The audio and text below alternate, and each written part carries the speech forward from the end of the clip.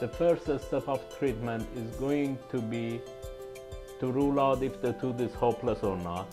After we rule out the tooth is hopeless and non-restorable, we take out the tooth, and what we do, we put bone graft in the extraction site.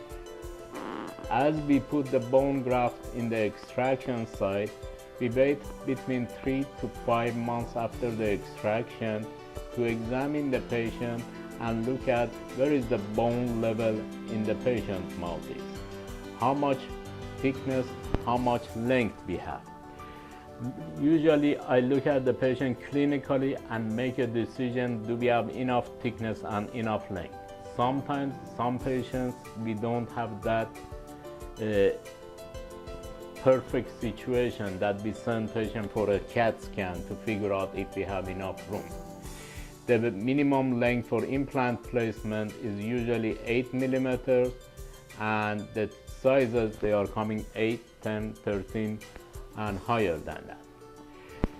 As we put implant in the posterior area or back of the mouth, usually we want a thicker implant or an implant with bigger diameter. As we become in the front of the mouth, usually we have tinier implant that accommodate the area.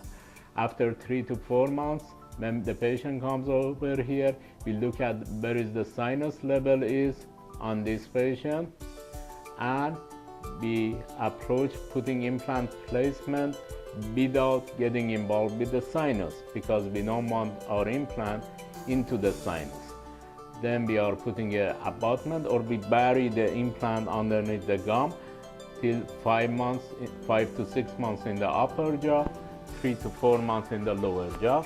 Then the patient goes back to the general dentist and they go ahead and they put a crown on it.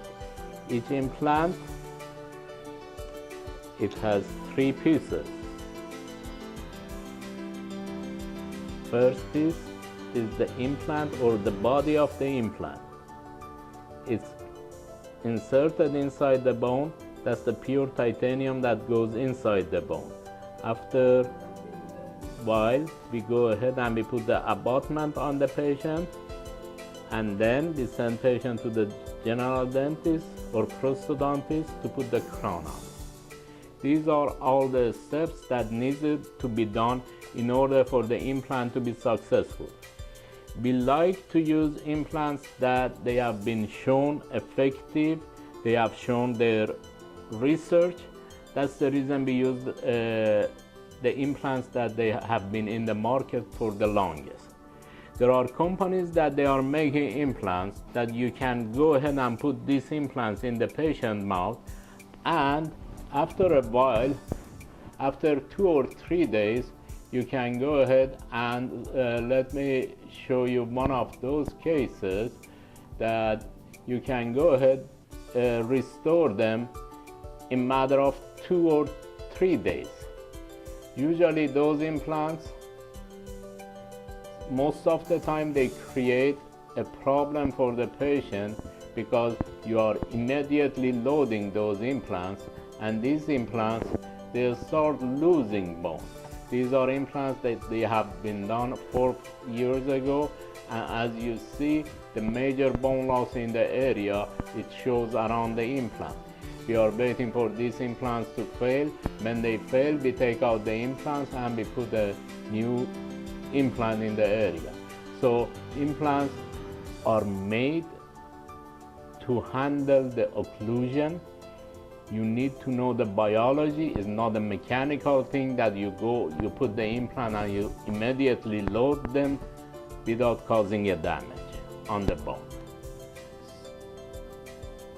And when it comes to the lower jaw, you have a better bone density. As you come to the upper jaw, you have less density. Your bone is more porosity. There are 90 to 95% success rate of the implant in the upper and lower jaw. Mostly lower jaw have a better prognosis than the upper jaw.